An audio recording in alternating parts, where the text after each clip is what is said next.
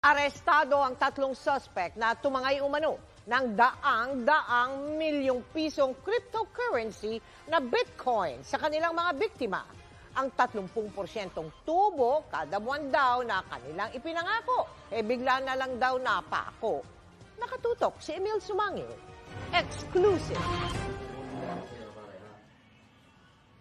Inaresto sa bisa ng warrant of arrest ng PNP-CIDG ang 24 anyos na si Warren de la Peña, ang tumatayo raw na chairman at CEO ng CFX Markets Limited, isang uri ng investment company na kinasuhan sa korte. Makaraan umanong tangayin ang aabot sa daang milyong pisong perang inilagak ng mga kababayan natin sa tinatawag na Bitcoin trading.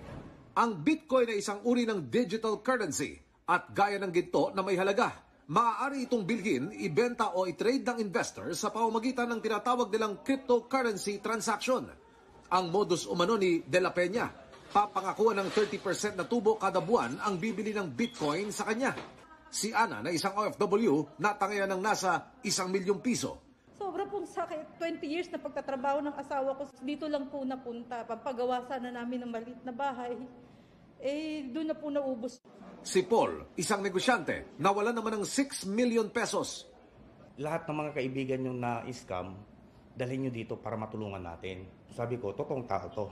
Ang Filipino-Chinese naman na si Benny, na nabiktima na ng scam noon. Pinangakuan daw ni De La Peña na pababawiin ang nawalang pera, basta't mag-invest muli sa kanya. Actually, tinaboy din ako. Pinaalis ako ng bahay. Noon nagkasakit tayo, wala tayong mahanap na pondo. Habang ang sima na si Ed, ubos ang kinita sa 9 na buwang kontrata. Kung malayo ka sa pamilya mo, silang buwan ka doon, nasa laot ka lang, wala kang kausap, ganyan.